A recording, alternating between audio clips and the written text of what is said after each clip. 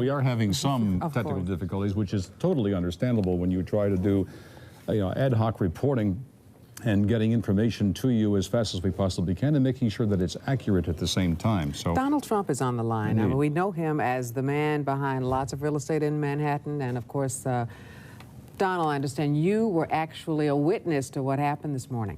Well, I have a window that looks directly at the World Trade Center, and I saw this huge explosion. I was with a group of people, and I really couldn't even believe it. And even, I think, worse than that, for years I've looked right directly at the building. I'd see the Empire State Building in the foreground and the World Trade Center in the background, and now I'm looking at absolutely nothing. It's just gone, and it's just hard to believe. Donald, Alan Marcus here. Your building is, the Trump Tower, is one of the great tourist attractions in the world. It's well known universally. Are you taking any precautions there in light of what happened at the World Trade Center? Well, Alan, we've always had, as you know, very, very strong security, but there's very little you can do about planes crashing into a building. I mean, you look at Larry Silverstein, who's a terrific owner in New York and a very good friend of mine who I just called. I was very worried about him because I assumed maybe he was in the building. He took possession of the building 1 week ago. As you know, he just bought the World Trade Center. Right. And he was in his office, and he was getting ready to move into the World Trade Center over the next 2 weeks. So when I just spoke to him, there's nothing you can do when people are going to be bombing planes at your building. Now, Donald, I guess maybe the world is going to be changing, and maybe you're going to have F-16s flying all over the city, etc. But it's a pretty tough situation. Donald, you have one of the landmark buildings down in the financial district, 40 Wall Street. Did you have any damage, or did you know what's happened down there? Well, it was an amazing phone call I made. 40 Wall Street actually was the second tallest building in downtown Manhattan, and it was actually, before the World Trade Center, was the tallest. And then when they built the World Trade Center, it became known as the second tallest, and now it's the tallest. And I just spoke to my people, and they said it's the most unbelievable sight. It's probably 7 or 8 blocks away from the World Trade Center, and yet Wall Street is littered with 2 feet of stone and brick and mortar and steel, and there are thousands of people walking over the debris over the Brooklyn Bridge, where they're sending them out over the Brooklyn Bridge to Brooklyn, and then I guess they're going to have to figure out how to get home from there. But they have between 1 foot and 2 feet of debris right in front of a building that's probably, you would say, Alan, 6 or 7 blocks away. Donald, this is Roland Smith. Hi, Roland. You know, how you doing on this kind of day?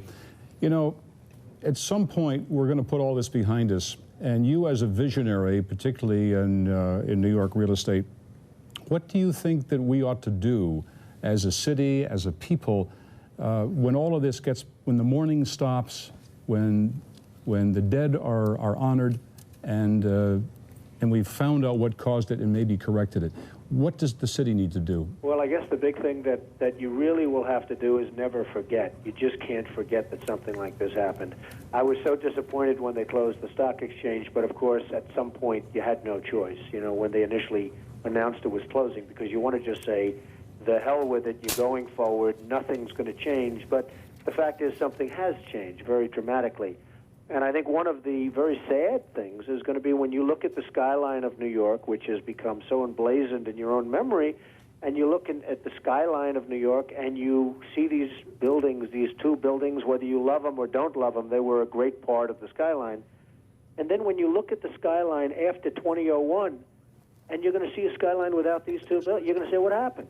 People won't believe it.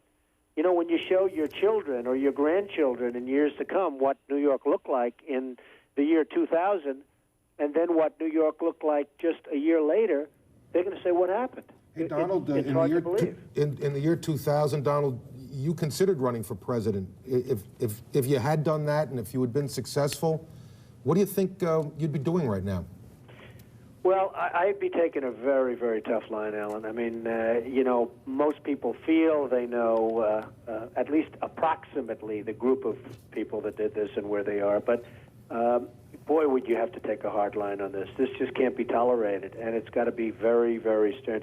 This is, as you and I were discussing before, Alan, this was probably worse than Pearl Harbor. Many more people are dead, and you know, they don't know, they have no idea, but I have somebody that was down there who witnessed at least 10 people jumping out of the building from 70 and 80 stories up in the air. I mean, you probably have 25 or 30,000 is the number I've heard, but I would think would be much more than that. I think the most of the damage will be caused not by even in the building in terms of the people dead, but by the people on the streets from falling debris. Donald, you're probably the best known builder, particularly of great buildings in the city. There's a great deal of question about whether or not the damage and the ultimate destruction of the buildings was caused by the airplanes, by architectural defect, or possibly by bombs or aftershocks. Do you have any thoughts on that? Well, it was an architectural defect. You know, the World Trade Center was always known as a very, very strong building. Don't forget, that took a big bomb in the basement. Now, the basement is the most vulnerable place because that's your foundation, and it withstood that. And I got to see that area about 3 or 4 days after it took place because one of my structural engineers actually took me for a tour because he did the building. And I said, I can't believe it. The building was standing solid, and half of the columns were blown out. I mean, so this was an unbelievably powerful building.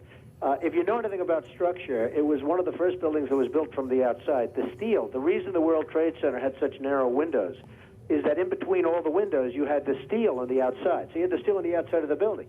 That's why when I first looked, and you had big, heavy I-beams, when I first looked at it, I couldn't believe it because there was a hole in the steel.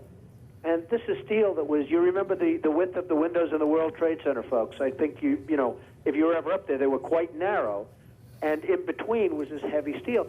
I said, how could a plane, even a 767 or 747 or whatever it might have been, how could it possibly go through the steel?